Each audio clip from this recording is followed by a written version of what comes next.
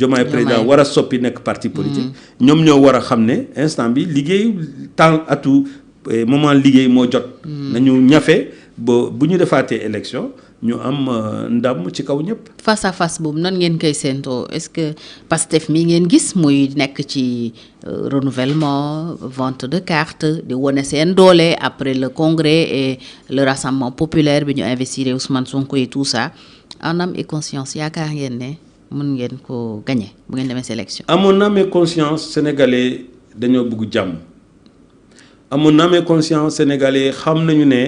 diggante Diomaye ak Sonko Diomaye la ñuy tànn gis nañ léegi nag am na ñoo xam ne dañoo bari bruit mooy ñi nekk ci internet yi di xataraay wala di xuntu wala di saaga wala di def lu leen neex ñooñu ils comptent pas la plupart sax voté wuñu mais les Sénégalais qui votent xam nañu léegi Ousmane Sonko ne va pas leur amener du leen indi lu bees du leen indi lu gën à part histoire parce que gis nañu ko am nañu 2 ans ak li ci tëggu gis nañu ko lu mun lépp def na ko te terewul dëkk bi di gën a delloo ginnaaw donc je ne vois pas man personnellement gisuma naka la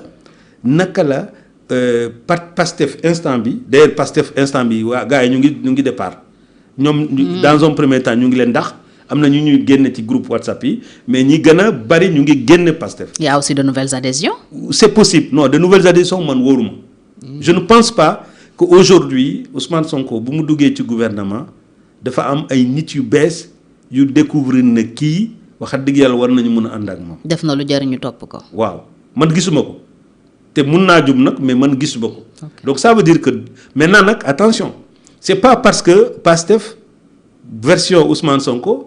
du gagné ci élection Sénégal mais c'est pas parce que loolu am na que ñun ñi nga xam ne ñoom ñoo nekk ci gannaaw Diomaye nañu yaakaar ne mun nañu gagner automatiquement attention donc ça veut dire que suñu liggéeyul parce que sénégalais itam dofuñu dañuy xool gouvernement bi lu muy liggéey est-ce que gouvernement bi lu muy liggéey yaakaar dugg si na wala yaakaar dugg si wu lekketu kese naxul bëy voilà su fekkee gouvernement bi wax kese la ñu fi nekkee affaire emploi des jeunes dara yëngu ci d'ailleurs maa ngi rappeler ni que les chiffres sont mauvais premier trimestre 2026 gis nañ ne ñàkk liggéey bi yokkatu na encore ci réew mi gën a am doole donc naka la loo xam ne yooyu la ñu nat ay pouvoir d'achat bi sécurité bi démocratie bi justice bi nit yi nañu xool loolu donc ça veut dire que su fekkee la coalition Diomaye président ak parti bu bees bi nar a judd liggéeyu ñu sérieusement wàcc ñu terrain bi jaxasoo ak sénégalais yi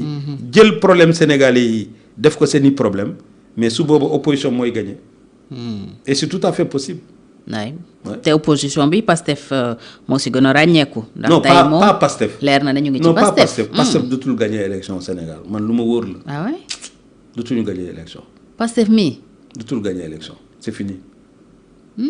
non mais sénégalais moo mun a jay dit man bokkoon naa ci ñi taxawal URD Union du Renouveau Démocratique. bu ji bokkaa ndem si bi ñu nekkoon ci terrain. dama nekkoon directeur de campagne des jeunes. lu ñu nekkoon ci terrain ku ma ne woon 13 députés rek la ñu nar a am du ma la gëm. waaw mais ñu génne am quelque chose comme 16% je crois en 1998 ñëw ci 6% en 2000 Sénégalais moo mun a jay nit. mais bu la bàyyee bàyyi na la. je pense que de ce point de vue fu mu nekk nii élément marge de progression c'est du côté du président Bassirou Diomaye. Mais du côté de Sonko c'est la chute. Évidemment ils font beaucoup de bruit. Parce que nee nañu def nañu 103 000 cartes. en 24 heures. En 24 heures mais 103 000 cartes c'est combien d'électeurs? Pour électeurs yi ñiy voté ay 3 millions 4 millions la. mais bu ñaanal naa leen sax ñu dem ba 600 000 cartes. bu ñu amee 600 000 cartes. ñoom objectif enrôler 1 million de militants la. waaw mais loolu dañuy wax rek depuis temps Abdou Diouf man maa ngi ci Sénégal mi président bu ñëw mu ne ma dinaa def 1 million li ñu def sax du dépasse. 100 000 de militants. ça ne peut pas passer c'est pas tout le monde qui peut être militant d'abord et puis Sénégal dañu am xaalis ba jël 1000 francs di ko dugal ci carte de membre. ñu ngi jënd de. di jënd ci ñoom est-ce que ñoom sax amul ñoo xam ne dañuy jënd waale pour ñeneen yi. possible. loolu bari na. Donc je ne crois pas et puis le secrétaire général ki yoroon dossier boobu mooy kan mooy le président Bassirou Diomaye Diakhar Faye nee na li ñu defoon 1 million la ñu bëggoon xaw ma 2 millions amuñu sax 100 000 militants du ma ko est-ce que am na kenn ku mun a yore information nga ëppale information le secrétaire général d'un parti politique donc moom nee na la tappale kese la woon. donc lii tappale bi booy continuer ba léegi. kon njaayum carte beeg bruit bi ci am. tappale nga ko jàppee yow. non soxna Fatou les Sénégalais ne sont pas des gens qui entrent dans les partis politiques et puis même boo demee dans des pays comme. pourtant bëri na nag ñoo xam ne c'était des sympathisants. de Ousmane Sonko bi ñu defee seen campagne njaayum carte bi. ces gens-là ont jugé nécessaire. et logique même d'adhérer d'acheter une carte loolu la ñuy wax loolu mooy seen récit xam nga il faut que. mais loolu am na. waaw mais il faut qu'on se méfie d'une chose c'est-à-dire qu'il y a le côté sympathie. au moment am na ñu bari ñoo xam ne dañuy àndoon ak Ousmane Sonko après xaw dem togg tuuti. bu ñu jëlee pouvoir mais bu ñu ko bàyyee parce que ñoom c'est des gens qui soutiennent l'opposition. donc bu mu delloo opposition léegi. mais ñu comme am na ñoo xam ne jóg nañ ci loolu mais dans le fond parce que aussi soxna Fatou ñun ay politiciens lañu dañuy def ay sondages. les sondages yi ñuy def maanaam xool jàngat sénégalais yi fan la ñu féete mais les chiffres ne sont pas bons du tout pour Ousmane Sonko. te xam na ko. alors Ousmane Sonko moomu lan moo ko mun a teree nelaw ba mu tenir coûte que coûte à rester à l'Assemblée nationale quitte à ce que même loo xamante ni peut-être ñoom ñoo ko waroon a am muy bu ñuy former gouvernement ñu waxtaan ak ñoom jox leen même pourquoi pas le poste de premier ministre mu bàyyi mu jàll lan moo war a nekk le problème. est-ce que c'est en relation aussi sa xalaat avec sa gestion wala d'autres. jalgati yoon rek soucis mënuma la wax exactement lu mu def mais daa jalgati yoon. comme ci la dëkk tëj nañu ko fii corruption de la jeunesse. tëj nañ ko daaneel nañu ko mais après mu nekk contumace.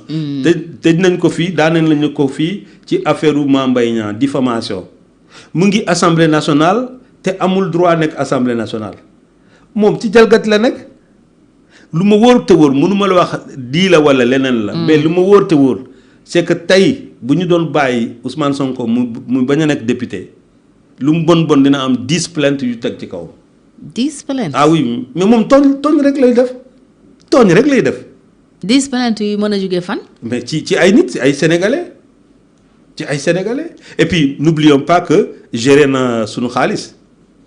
oui moo tax ma laaj la. en fait parce que ñun en réalité li ñu intéressé du xëy na. mais l'affaire privée wala moom lu mu sekk ak ñeneen. mais lu soxal les deniers publics. mais suñu dërëm ak suñu ñaar dërëm yi ñuy dajale moom wax dëgg yàlla képp ku ci laal. boo jëlee affaire Azer mais moom mënul setti affaire Azer. parce que l'honorable député Thierno Alassane Sall bu mu doon wax loolu kan mooy yëkkati loxo directeur général Azer di ko wax ne c'est le meilleur y a rien du tout. di ko diyee. Dakar Arena. mais aujourd'hui la preuve est faite que xaalis bi nga xam ne génn na ñëwul Sénégal te mot na léegi 2 ans ñaari at te xaalis boobu justice espagnole. moom moo wax banque bi na ko wax xaalis bi fan la génne fan la dugg. banque bi jël ay renseignements yóbbu ko justice bi boobu jël ko jox ko ñi nga xam ne ñoom ñoo porté plainte Espagne donc du caaxaan c'est-à-dire que Thierno Alassane Sall mun nga ko bañ a bugg ànd ak moom wala bañ a ànd ak moom. mais nit la boo xam ne buy wax dara am na fu wóor lay def day wóoru fu dëgër pour wax ko donc ça veut dire que déjà dossier boobu mais c'est beaucoup d'argent 37 milliards 37 milliards oui. parce que lu su demee ba yàgg Sénégal moo nar a fay xaalis boobu parce que ñun ñoo jël garantie souveraine ne dañ koy soutenir donc ñooñ waajooju bu génne xaalis boobu eggul ci ñun mais banque bi après ci état du Sénégal lay ñëw pour ñu fay ko te ba léegi waa ji yi nga xam ne justice espagnole woo na ko convoqué na ko mu bañ a ñëw dafa daw donc dossier boobu il est pas clean. et am na peut-être yeneen dossiers yoo xam ne mën nañ ko xalaat mais dans tous les cas de figure c'est rare nga gis koo xam ne mu ñëw ci état te am na point boo xam ne mënuñ koo jàpp. parce que surtout que moom dafa naagu woon doon def lu ko neex dans l'état te forcément les gens on voit tout les gens voient ils entendent tout ils filment tout donc yooyu nekk na loo xam ne c'est sûr que fu mu nekk foofu moo baax ci moom parce que ça le protège mais sans compter le dossier Adji Sarr. Oui, bu ñu mën a ubbi woon Adji Sarr d'ailleurs elle a fait récemment une déclaration pour wax ne moom elle ne lâche rien donc lu mën a ubbeekuwaat la parce que depuis ñu jàpp ko même ci contumace